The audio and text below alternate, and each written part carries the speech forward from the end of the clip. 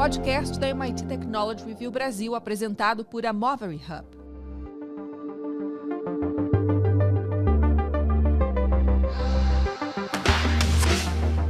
Olá! Sejam bem-vindos e bem-vindas ao podcast Energy Center da MIT Technology Review Brasil. Eu sou o Hudson Mendonça, editor executivo da MIT Technology Review e CEO da Amovery Hub. No episódio de hoje, vamos falar sobre o tipo de energia solar que não usa os painéis fotovoltaicos que estão no imaginário da maior parte das pessoas.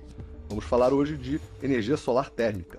E para participar dessa conversa, temos a honra de receber no nosso podcast Daniele Johan, diretora executiva da Abrasol, Associação Brasileira de Energia Solar Térmica.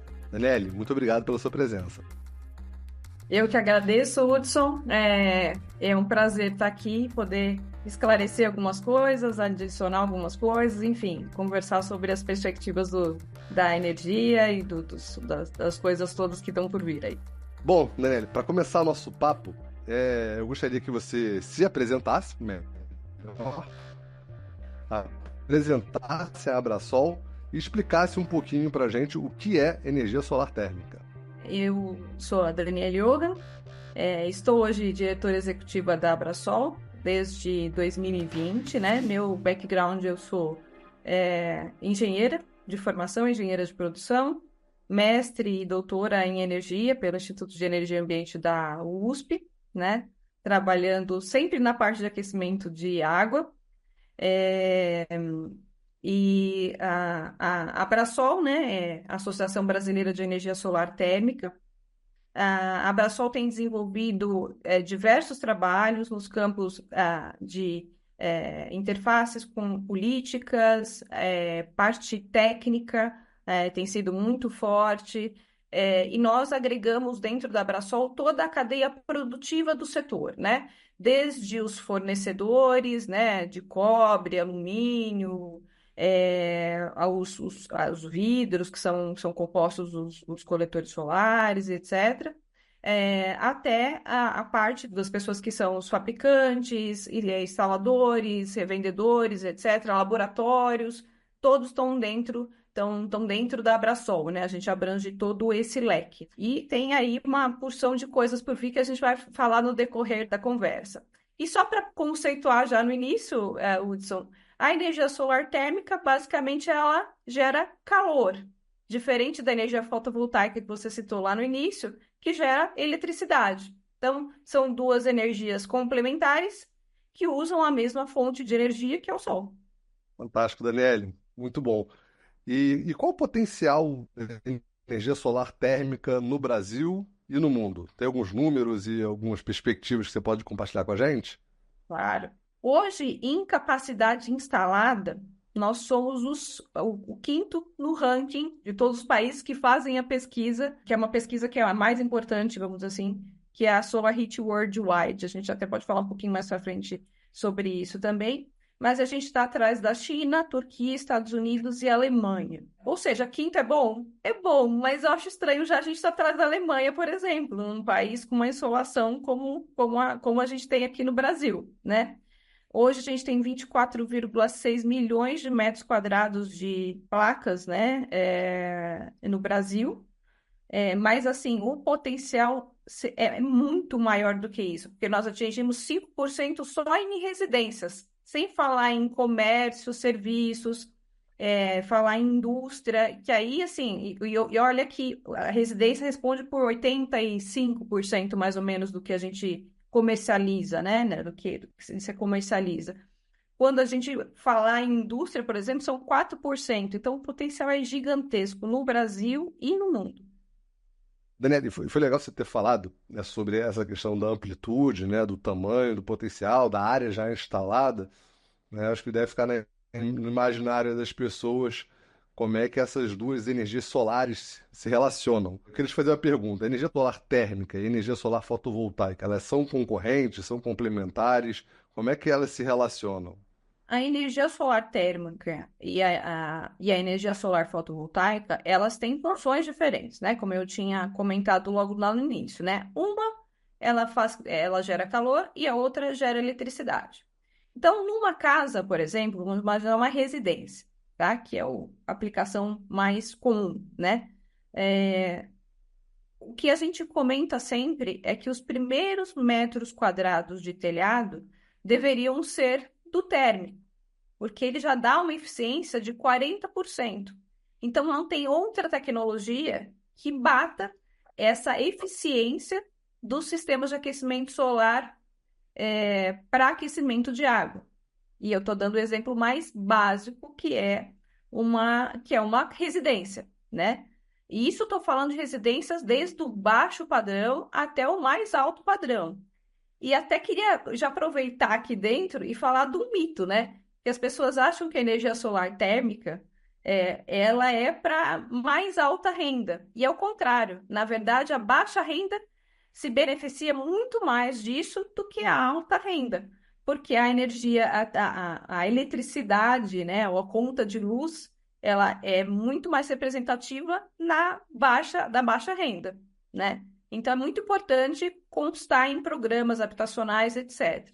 Com relação à energia fotovoltaica, ela entra junto, fazendo a parte de eletricidade, que a energia solar térmica não faz. Então, no telhado, colocaria-se a energia solar térmica, que até por ser 3 a 4 vezes mais eficiente para essa função de aquecimento de água, você usa muito menos espaço de telhado e o restante é feito pela energia solar fotovoltaica, que faz a parte de eletricidade. E com isso, você tem um ganho em eficiência e em uso racional das energias, né? Que é excepcional. E a gente tem demonstrado isso até em várias reuniões que nós temos, etc., não enxergando como competidoras, porque elas não são, né?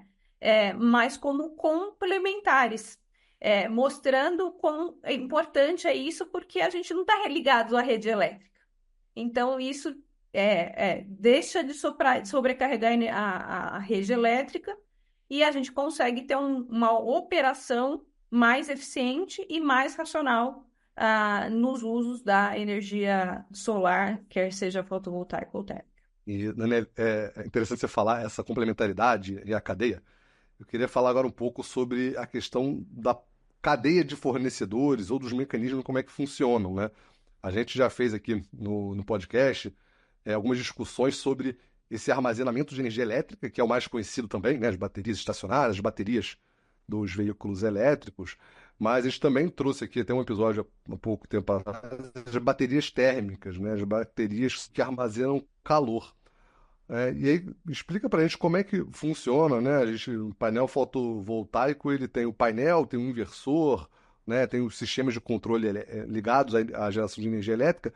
Como é que funciona a cadeia térmica? Como é que são esses equipamentos? Como é que eles mantêm o calor, né? Quando o sol não está batendo? E essa cadeia funciona, né? E esses sistemas de aquecimento solar funcionam. O sistema de aquecimento solar é basicamente constituído de coletores mais o reservatório, que realmente é exatamente como a gente considera. É uma bateria e que a gente chama de bateria ecológica, porque ela é totalmente reciclável depois. Então, isso é uma coisa como a tecnologia já utilizada no Brasil há quase 50 anos, ela é toda para fazer essa engenharia depois, né, de reciclar, ela é totalmente reversível. Então, essa questão de não ter calor não é problema para os sistemas de aquecimento solar, porque essa bateria ela pode durar até 72 horas sem ter calor. Agora, e aí, assim, lógico, tem um backup, né, porque não é uma energia intermitente, mas isso, assim, é utilizado pouquíssimos dias do ano. Ela supre praticamente toda a energia suficiente, o que é necessário para uma residência, para banho, etc. E mesmo que não tenha calor, ela aquece um pouco, com claridade, com um pouco de mormaço, que seja, etc. Ela aquece também, ela aquece menos, mas continua aquecendo. Então, como ela está lá estocada, você pode utilizar. Inclusive, por estar desconectada da rede, né? A gente teve aqui um episódio muito recente, né? Que foi esse apagão que nós tivemos aqui em São Paulo, né? Por conta dos ventos e etc. E eu, enfim, A gente comenta sempre que fala assim, ó, é um banho confortável e é um banho que, na verdade, você não, como você está desconectado da rede, você pode estar sem energia elétrica, mas o banho quentinho tá garantidíssimo, porque ela não tá conectada e nem precisa de uma partida elétrica, como, por exemplo, o gás. Você levantou um ponto importante que estava aqui na minha lista de perguntas, né? Como é que a solar térmica pode auxiliar e garantir a segurança energética no Brasil? A primeira questão, que é o potencial, né?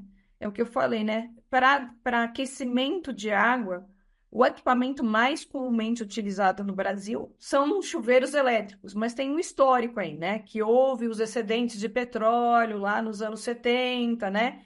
E se incentivou a utilizar chuveiro elétrico aqui no Brasil.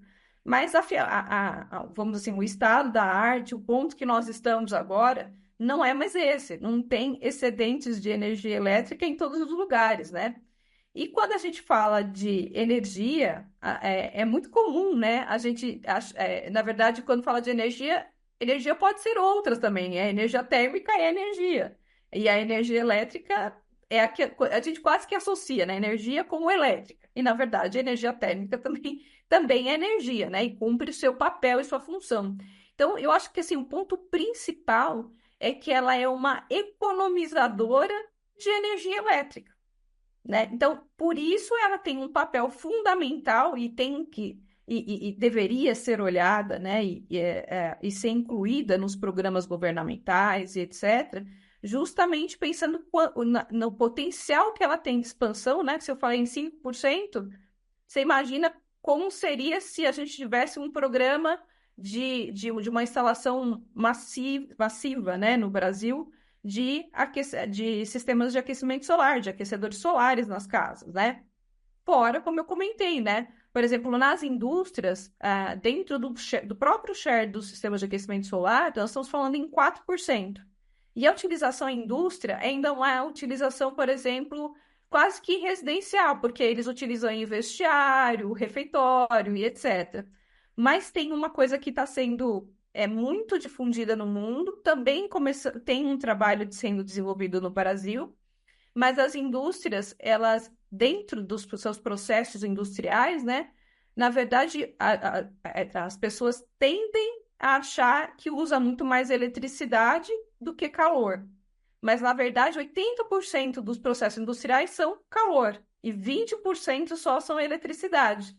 E desses 80%, 35% desses 80% podem ser facilmente utilizáveis com sistemas de aquecimento solar dos que a gente já fabrica aqui no Brasil, que é a temperatura até 150 graus Celsius, né? E você poderia, se a gente pensar nas outras tecnologias que já estão sendo desenvolvidas, em alguns lugares muito mais, né? Os concentradores de calor, a energia heliotérmica, aí você chega até 1.000 graus, né?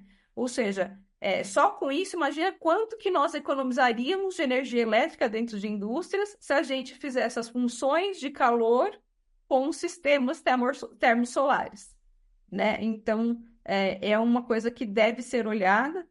Já tem cases, evidentemente, mas tem um potencial de expansão enorme, gigantesco.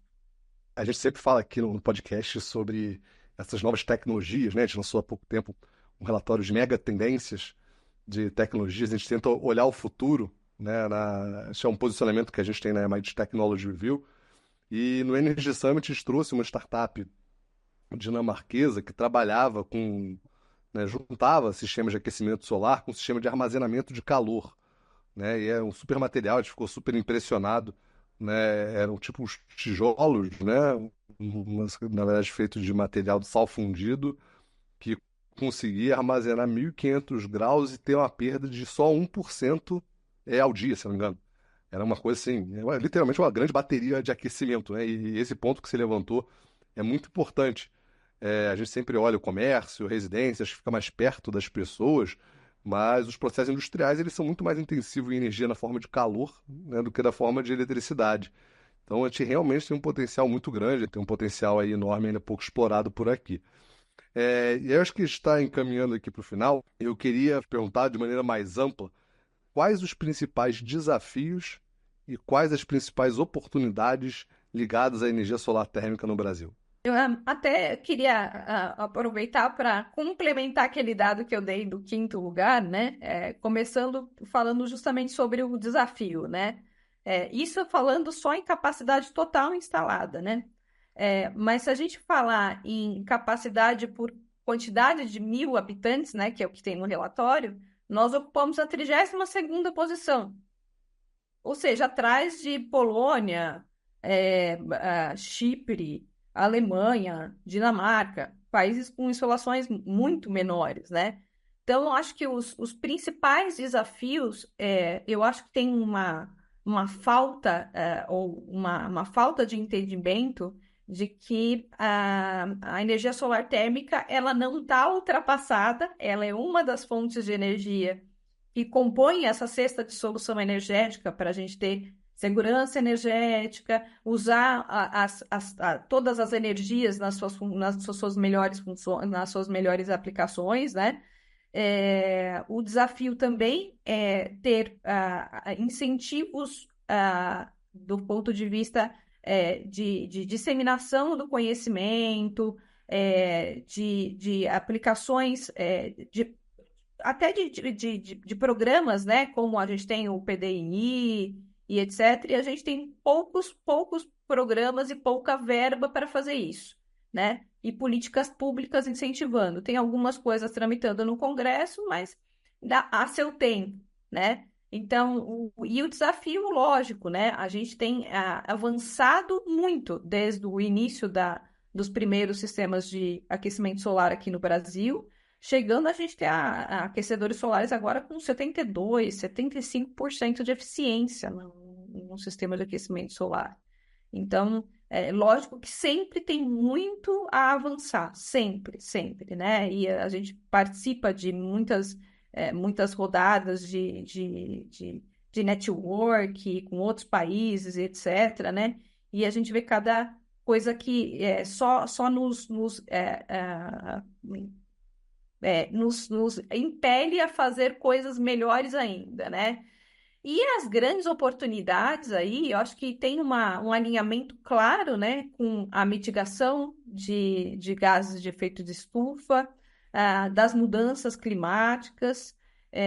Então, é o assunto que está em voga agora. A gente sabe da gravidade que está, né, do quanto já teve de aquecimento global, né, e como isso pode ser, como pode ajudar, essa solução pode ajudar na mitigação disso. Então, só para ter uma ideia de números, né? Hoje, com a capacidade instalada que nós temos, os aquecedores solares, eles mitigam no Brasil mais ou menos 5 milhões de toneladas de CO2. Se a gente aproveitasse o potencial, incluindo indústria, incluindo a parte residencial, comercial e etc., a gente estaria falando aí de 60 milhões de toneladas de CO2 evitados na atmosfera, né? Então, olha o alinhamento aí com tudo que tem sido falado no Brasil e no mundo, né? Então, alinhado com alguns objetivos de desenvolvimento sustentável da ONU, e eu acho que tem uma oportunidade grande aí, justamente naquilo que eu comentei, né? Complementariedade da energia solar térmica com a fotovoltaica, né? Então, usar cada uma para a sua função e não achar que uma substitui a outra. Uma não substitui a outra. Vamos usá-las da melhor forma possível, né? E oportunidades tem muitas, né? Tem muitos trabalhos sendo desenvolvidos em conjunto com o mundo, né? Em seminários, etc. Inclusive de fazer exportação também da nossa tecnologia aqui, que é uma coisa que eu também não comentei durante a entrevista, mas que a gente, toda a nossa cadeia produtiva é brasileira. Quase que 100% da mão de obra, dos produtos de matéria-prima, etc., é nacional. Então, gera assim, mais de 50 mil empregos só com o que nós temos hoje. Então, imagina o potencial que nós teríamos para fazer isso, né? E tem programas, por exemplo, que a gente tem apresentado, né?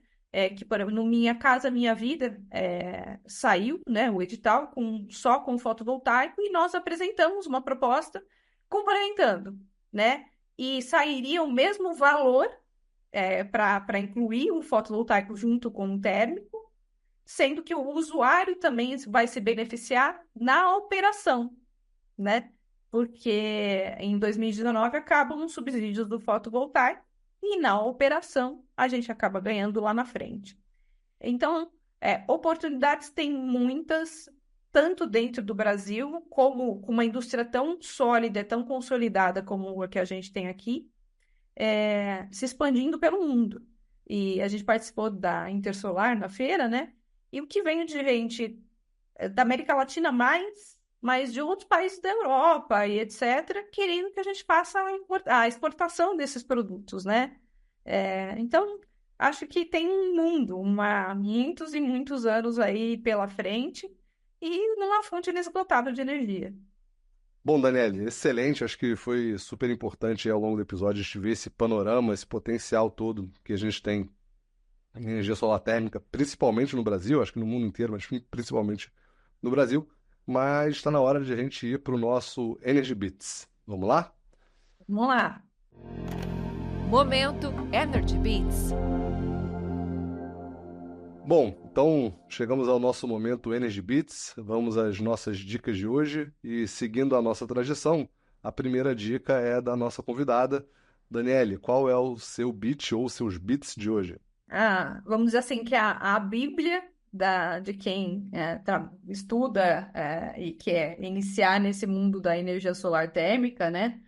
É um livro que chama Solar Energy Thermal Process, que é do Dunphy e Beckman.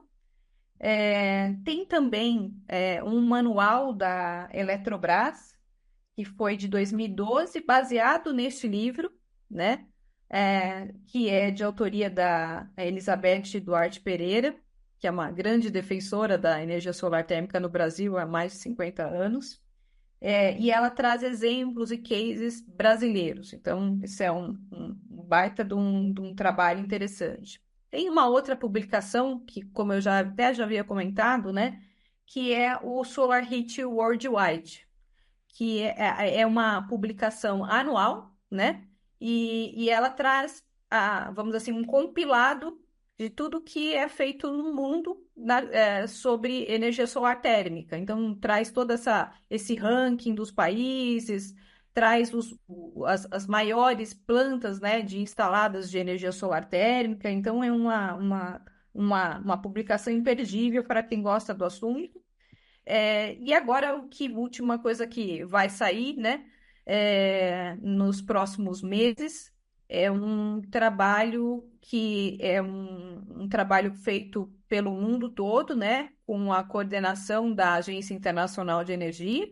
O Brasil está liderando aí o grupo da América Latina em algumas atividades, né, e esse trabalho vai trazer um overview de todos os pontos de vista do estado da arte, cases por todos os países, na verdade, todos os blocos de continentes, a certificação, o potencial de crescimento. Então, vai ser uma publicação aí imperdível, né?